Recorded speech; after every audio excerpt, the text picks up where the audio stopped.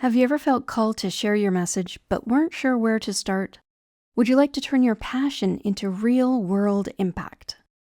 Starting a podcast isn't just about plugging in a mic, it's about creating a platform for your voice, amplifying your authority, and building a community around your message.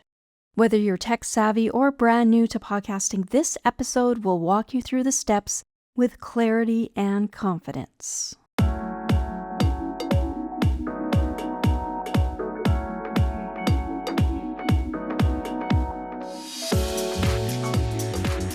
Hi, I'm Jennifer Henczel, founder of the Women Podcasters Network and the Women Podcasters Awards.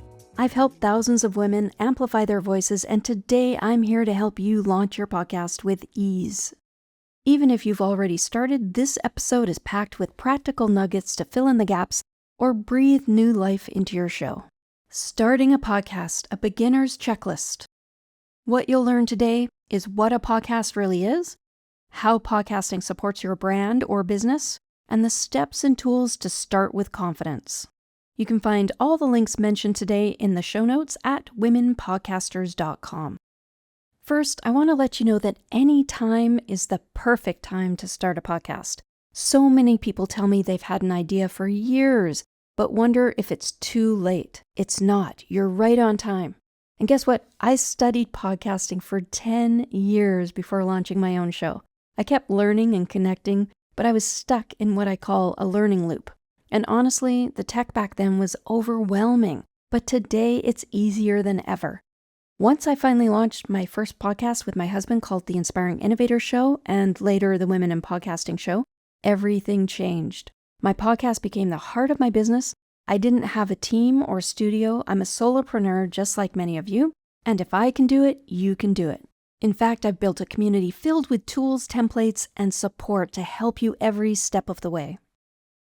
Section 1. What is a podcast? A podcast is an on-demand audio show that people can stream or download anytime. It's different from blogs or videos because it's portable and personal. Your voice becomes part of their daily life while they drive or walk or cook dinner. And a podcast requires an RSS feed to syndicate. Your podcast host handles that for you, and we'll talk about that later. But if you have a broadcast that's not distributed to all the podcast platforms through a podcast host, then you don't have an RSS feed, and then you have a show. So that's different than a podcast. The actual technical definition of a podcast involves having an RSS feed, and that's just how it's distributed to all the podcast platforms, and your podcast host does that. Section 2. Why start a podcast? Podcasting can help you with reaching your niche audience, building trust and credibility, repurposing your content, connecting with people deeply, and monetizing your message. And there's still room to grow. There are fewer podcasts than blogs or YouTube channels, so you're not late, you're early. Section 3. Plan your podcast strategy. Before you record, ask yourself these questions. What's your why? What topic or theme lights you up? Who's your ideal listener? What makes your voice and message unique? What's your podcast format? Solo, interviews, or mixed? Episode length, 10 minutes, 30 minutes, or 60 minutes? How often will you release episodes? Consider all your answers before starting. Section 4. Tools and tech for beginners. Let's make this easy. You don't need fancy gear to get started. In fact, your phone and earbuds can work for you the first few episodes. In my journey, I upgraded as I went along. Now, for microphones, there's a number of things to keep in mind. There are 2 mic types, dynamic, and that's great for podcasting, less background noise, and condenser, that's high quality but picks up every little sound. And then you've got USB or XLR. USB plugs right into your computer through a USB port. It's simple and beginner-friendly. XLR mics require a soundboard, like the Rodecaster Pro.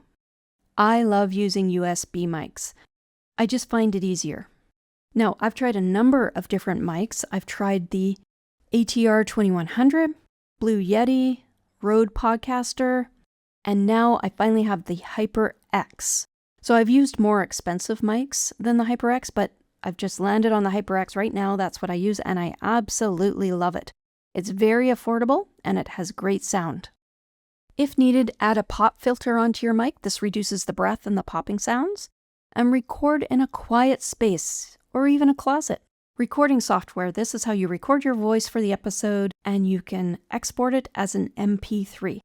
So the main software that a lot of people use is called Audacity, and it's free. It's an open source audio program that you can record on and export in the formats that you need, either WAV or MP3.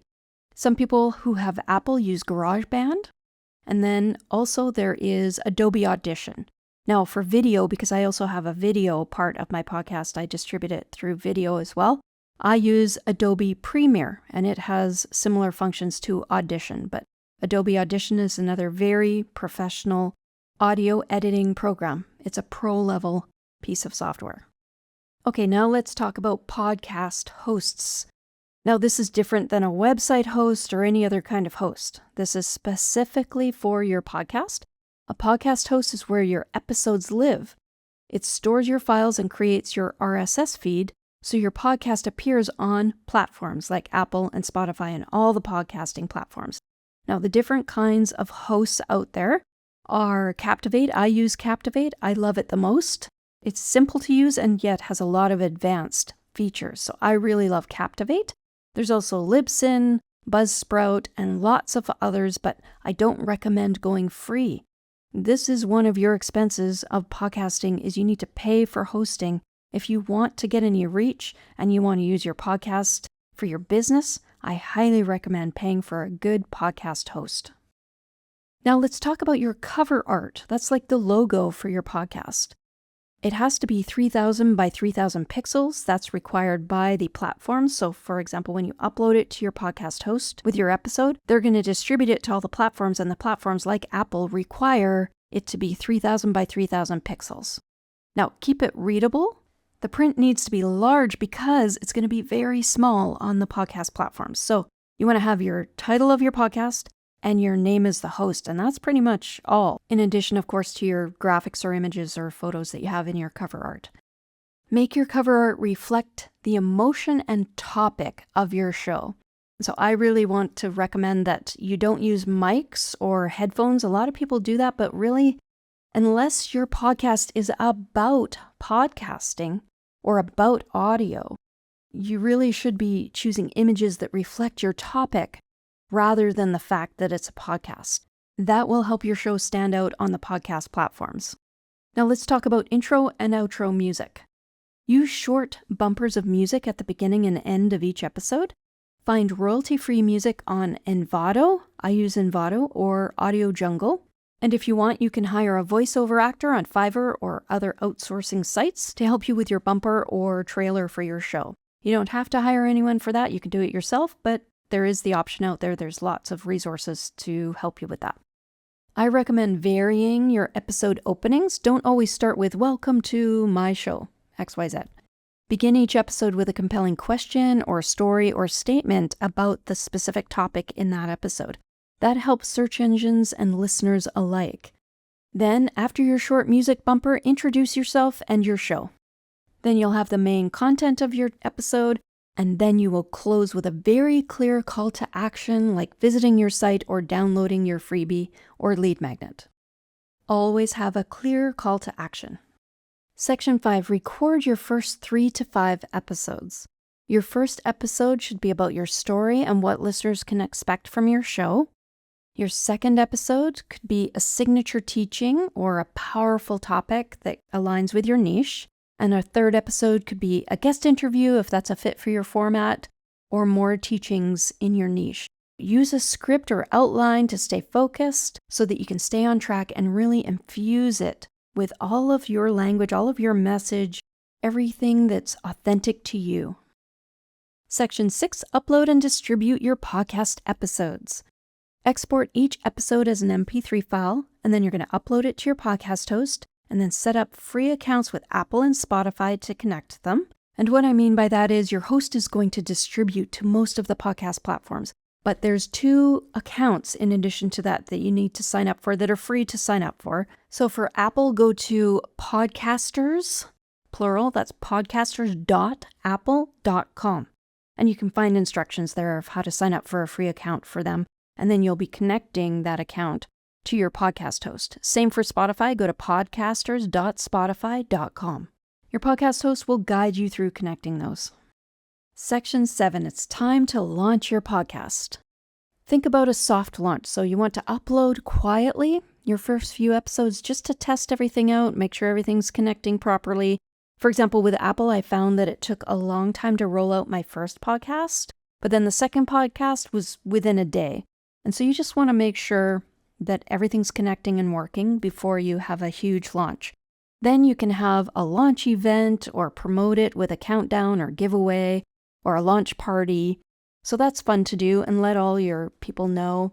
So you can promote it to your email list, your social media, your friends and family, your Facebook groups, ask for early reviews, and send out a press release. And I also highly recommend getting involved in podcasting communities. There are many wonderful groups of podcasters out there. Of course, I welcome you to my Women in Podcasting group on Facebook and LinkedIn. And you can go to womenpodcasters.com to find all my links to all my groups and to join my network. You can join at womenpodcasters.com. Now, I want to encourage you, don't wait for perfection. Don't wait 10 years like I did. Start messy, start small, just start. Your voice has value, and someone out there is waiting to hear what only you can say. Podcasting is more than content. It's connection, it's impact and growth, and you're more ready than you think. So if you want more support, join my Women Podcasters Network for templates, trainings, and tools at womenpodcasters.com/join. I also have a mastermind where we can connect more in a group setting and I can answer your questions directly. That's called Time to Monetize. So if you're interested in monetizing your podcast, I highly recommend that membership level as well. And you can find that at womenpodcasters.com/mastermind. Thanks so much for listening to my Women in Podcasting show. My name again is Jennifer Henczel. I'm the founder of the Women Podcasters Network and the Women Podcasters Awards. Remember, done is better than perfect. Your next listener could be your next client, your next collaborator, or biggest fan. So let's keep your voice rising. Until next time, bye for now.